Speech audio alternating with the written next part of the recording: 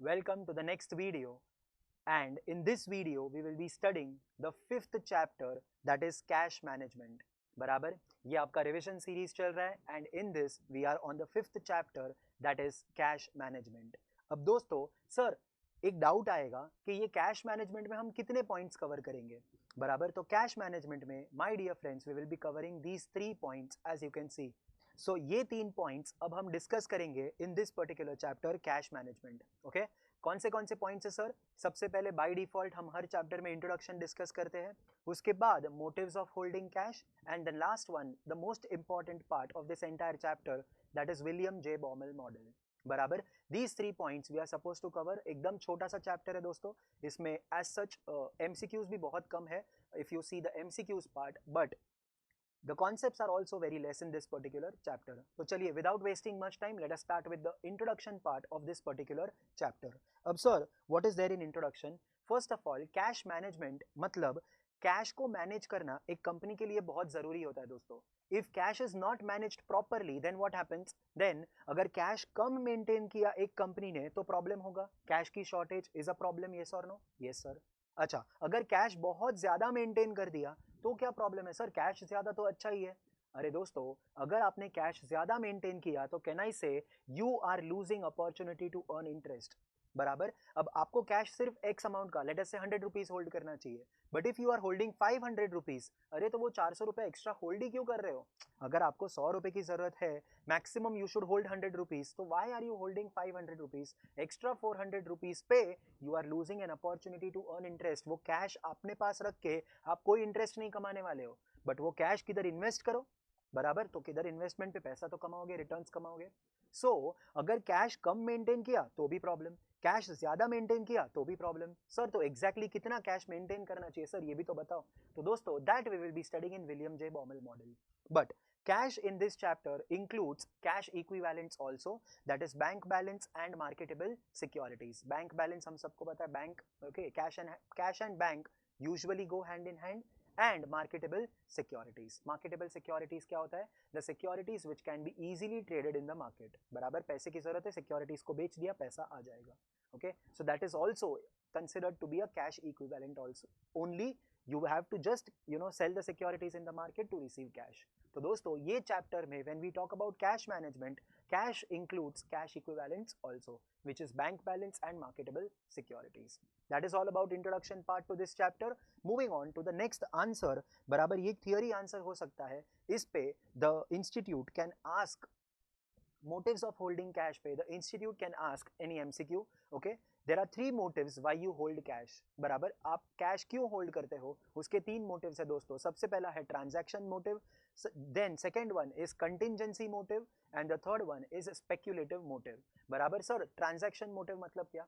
दोस्तों transaction motive में basically you hold cash to enter into transactions. वो day to day transactions के लिए हमें पैसा चाहिए, that is called as transaction motive. So to enter into transactions you need to hold cash. The motive is to enter into transaction. इसीलिए हमें cash की जरूरत पड़ सकती है. ओके, उसके बाद है दोस्तों contingency motive. Contingency is something which we don't know but may arise. बराबर, unexpected unexpected things can arise, तो उसके लिए हमें कभी कभी एक्स्ट्रा पैसा रखना पड़ता है. अनसर्टेनिटीज जिसको बोलते हैं. बराबर, कभी भी पैसे की जरूरत पड़ सकती है. बराबर, कोई हॉस्पिटल में चला गया तो उसको हॉस्पिटल बिल पे करने के लिए पैसे की जरूरत पड़ेगी. कॉन्टिंजेंसी, अनएक्सपेक्टेड अनसर्टेनिटी. बराबर, अनसर्टेनिटी है तो उसके लिए भी हमें पैसा चाहिए दोस्तों. That is contingency motive. And the last one is speculative motive. Speculative motive is very simple. If you are entering into speculation transactions or speculative transactions, I repeat, if you are entering into speculative transactions, then also you will need huge amount of cash. So basically there are 3 motives of holding cash: transaction motive, contingency motive, and speculative motive. That is all about motives of holding cash part. And now we start with the final part of this particular chapter. जैसे मैंने बोला बहुत छोटा chapter है दोस्तों. अब इसमें the next part that we are going to study is something called as William J. Baumol. okay, William J. Baumol model. Now sir, firstly देखो, अगर आप फर्स्ट पॉइंट याद करो हमारा डिस्कशन का, तो उसमें हमने ऑलरेडी डिस्कस किया है दैट एक कंपनी को एग्जैक्टली कितना कैश बैलेंस मेंटेन करना चाहिए. कम कैश मेंटेन किया, प्रॉब्लम. ज्यादा कैश मेंटेन किया, problem. So how much cash balance sir should a company maintain? The answer to this question, my dear friends, is given by William J. Baumol.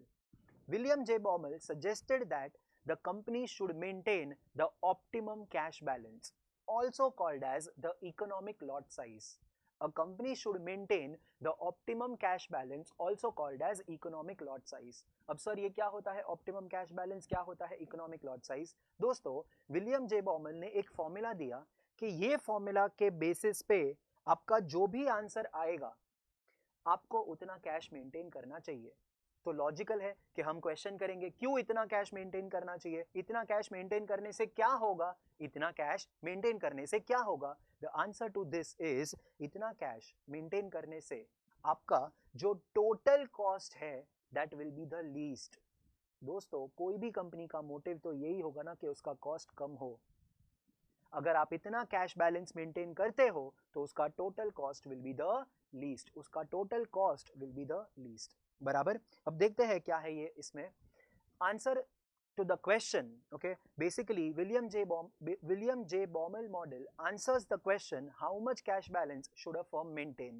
Okay, how much cash balance should be maintained, and that is the optimum cash balance. Okay, also called as the economic lot size. How to calculate? आपको ये formula similar to EOQ formula दिख रहा होगा.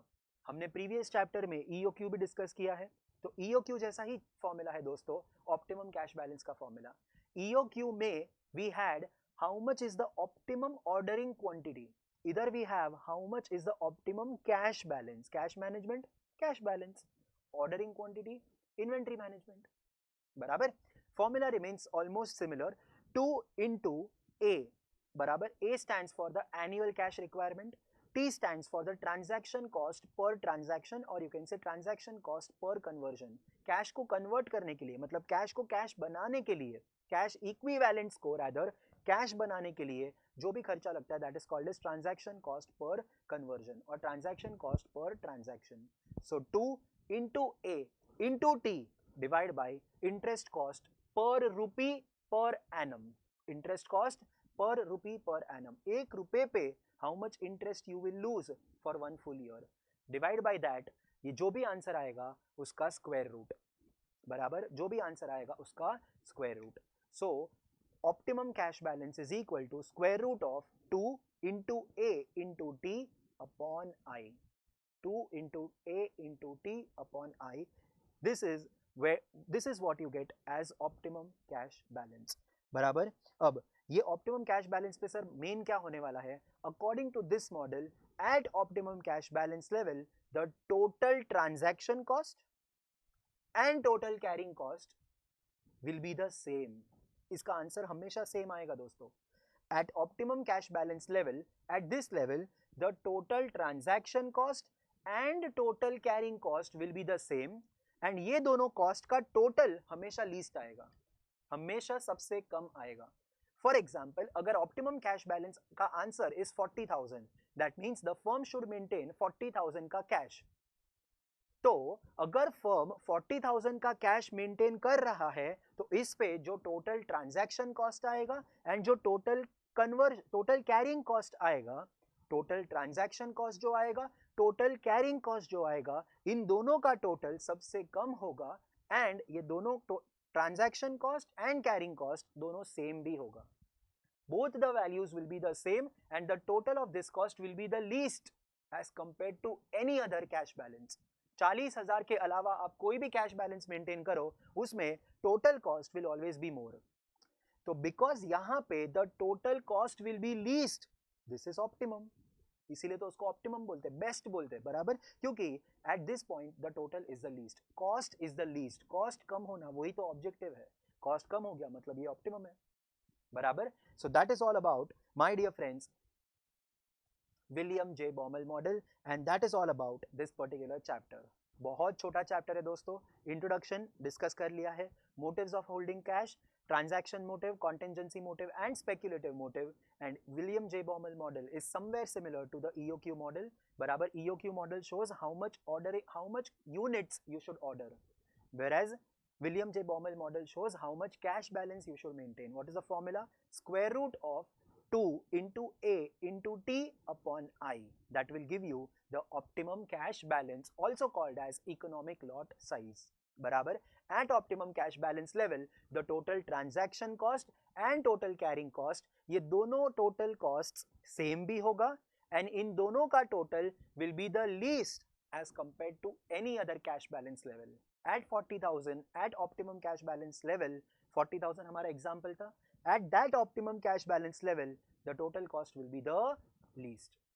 I hope this is clear. And because the total cost will be the least, तो क्या होगा? That balance is called as the optimum cash balance.